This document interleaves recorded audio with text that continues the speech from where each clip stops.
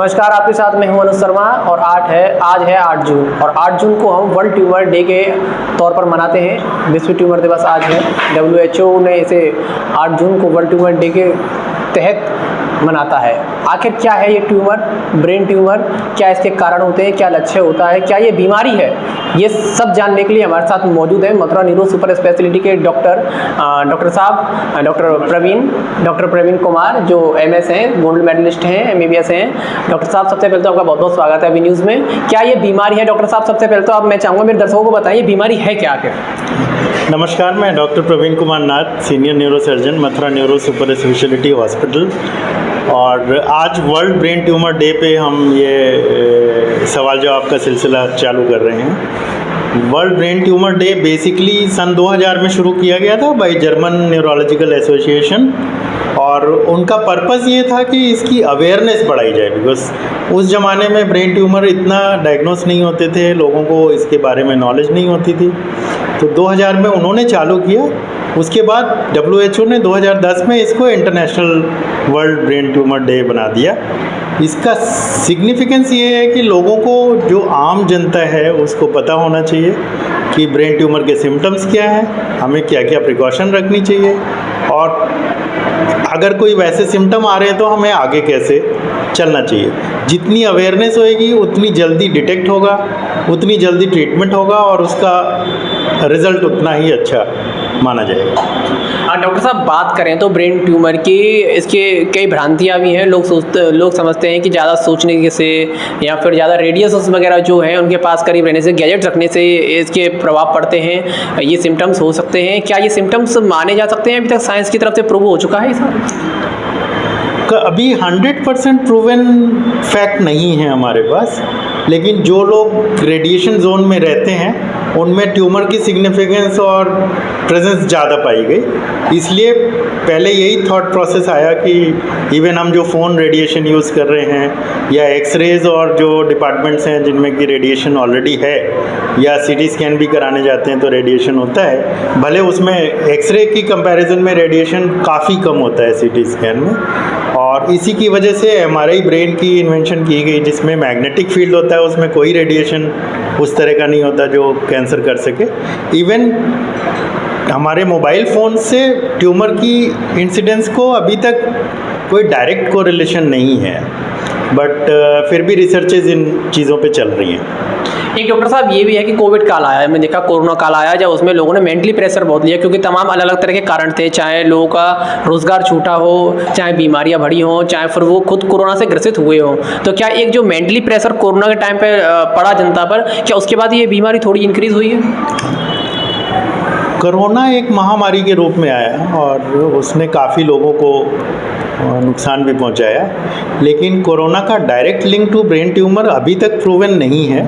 Corona से जो ज़्यादातर जो हम लोग अब देख पा रहे हैं साल 2 साल के बीच में, कि सडन डेथ्स ज़्यादा हो गए हैं, और जो थ्रोम्बोसिस वाले फैक्टर्स होते हैं जिसमें खून जम जाता है, वो वाली चीज़ें ज़्यादा हो रही हैं। अभी ब्रेन ट्यूमर की कोरिलेशन डायरेक्ट अभी नहीं निकल के आ रही है, लेकिन हो सकता है जैसे जैसे कुछ समय बीतेगा तब हमें पता लगेगा कि इंसिडेंस बढ़ रही है या घट रही है। डॉक्टर साहब, मथुरा की बात करें तो मथुरा में जो क्षेत्र है, हमारा चिकित्सा का क्षेत्र है, क्या इससे संभव है ब्रेन ट्यूमर का इलाज, खासकर Mathura neuro super speciality hospital, क्योंकि जाना जाता है दिमागी बीमारियाँ जो होती हैं उसके लिए मथुरा न्यूरो सुपर स्पेशलिटी? नहीं, हम लोग भी मथुरा न्यूरो सुपर स्पेशलिटी में अपना ब्रेन ट्यूमर का भी ऑपरेशन करते हैं, हेड इंजरीज का भी करते हैं, इवन स्पाइनल ट्यूमर्स का भी करते हैं, जो इस रीढ़ की हड्डी के ट्यूमर्स हैं, और उनकी फैसिलिटीज़ हमारे यहाँ अवेलेबल हैं। कुछ ट्यूमर्स ऐसे होते हैं जो किसी डिफ़िकल्ट लोकेशन पे हैं, जो ब्रेन स्टेम है या कुछ है, उसमें हमें नॉन सर्जिकल ऑप्शंस भी होती हैं ब्रेन ट्यूमर की ट्रीटमेंट की। तो बहुत सारी चीज़ें हैं। उसका फर्स्ट थिंग इज़ कि हमें सिम्टम्स पता हो और डायग्नोस हो कि क्या है, और जब भी डायग्नोस हो किसी ना किसी न्यूरोसर्जन को दिखा लेना चाहिए। डॉक्टर साहब, बात करें तो उम्र के कौन से पड़ाव में ये बीमारी सबसे ज़्यादा हावी रहती है? इसका कोई स्पेसिफिक मॉड्यूल नहीं है। इवन बच्चे कुछ ऐसे भी पैदा होते हैं जो ट्यूमर लेके पैदा होते हैं। कुछ बच्चों के ट्यूमर सेपरेटेड हैं जो मेडुलोब्लास्टोमा टाइप के हैं, और वो ट्यूमर बच्चों के गर्भ में ही डिसाइड हो जाते हैं और होते हैं, और वो इवन स्पाइन में भी एक्सटेंड होते हैं। कुछ बच्चे हैं जो खेलते खेलते अपने आप गिरने लगते हैं, तो पेरेंट्स को तब पता लगता है कि इसको जो है बैलेंस की प्रॉब्लम है।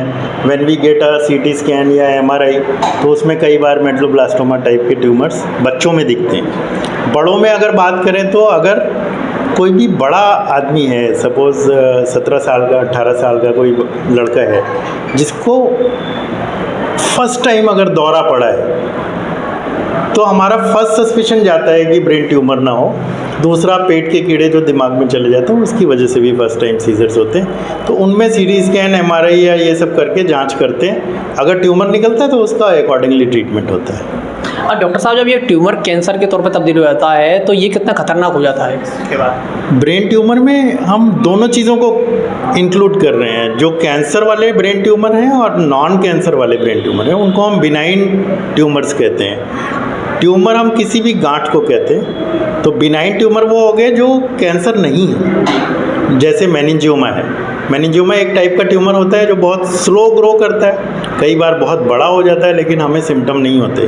तो इसीलिए जब भी किसी को बहुत तेज़ हेडेक हो रहा है या हेडेक धीरे धीरे बढ़ता जा रहा है, या सुबह उसको हेडेक ज़्यादा होता है जब 3-4 बजे का टाइम होता है रात का, और उसी समय उल्टी आती है और उठ के बैठ जाता है वो उसकी वजह से, तो हमें इमीडिएट न्यूरोसर्जन को या न्यूरोलॉजिस्ट को दिखा लेना चाहिए। जी, बहुत बहुत धन्यवाद डॉक्टर साहब आपका। तो ये थे हमारे साथ doctor Praveen Kumar, Mathura neuro super speciality में कार्यरत हैं, और इन्होंने हमें आज बताया कि 8 जून को संपूर्ण विश्व में ब्रेन ट्यूमर दिवस मनाया जाता है। इसमें जो जागरूकता होती है, हम भी चाहते थे कि दर्शकों को मालूम पड़े आखिर क्यों ये दिवस मनाया जाता है, क्या इस दिवस का महत्व है। तो डॉक्टर साहब हमें मिले, उन्होंने बताया कि क्या कुछ कारण इनके रह सकते हैं और क्या क्या प्रायोरिटी हमें अपनानी चाहिए जिनसे हम इन बीमारियों से बच सकें। बहुत बहुत धन्यवाद डॉक्टर साहब आपका। अभी अगले फिलहाल इतना ही। मैं अपनी सहयोगी आरती शर्मा के साथ अनुज शर्मा बनी रही अभी न्यूज़ के साथ। Mathura neuro super speciality hospital emergency सेवा 24 घंटे उपलब्ध। अब आपको नहीं जाना पड़ेगा अपनी गंभीर बीमारियों के इलाज के लिए दिल्ली एनसीआर के महंगे अस्पतालों में, क्योंकि अब आपके मथुरा शहर में उपलब्ध मथुरा शहर के सबसे अनुभवी neuro surgeon doctor Praveen Kumar, doctor Rajat Arora. Mathura neuro super speciality hospital, Radhika Vihar, NH2 near Mandi Chauraha, Mathura.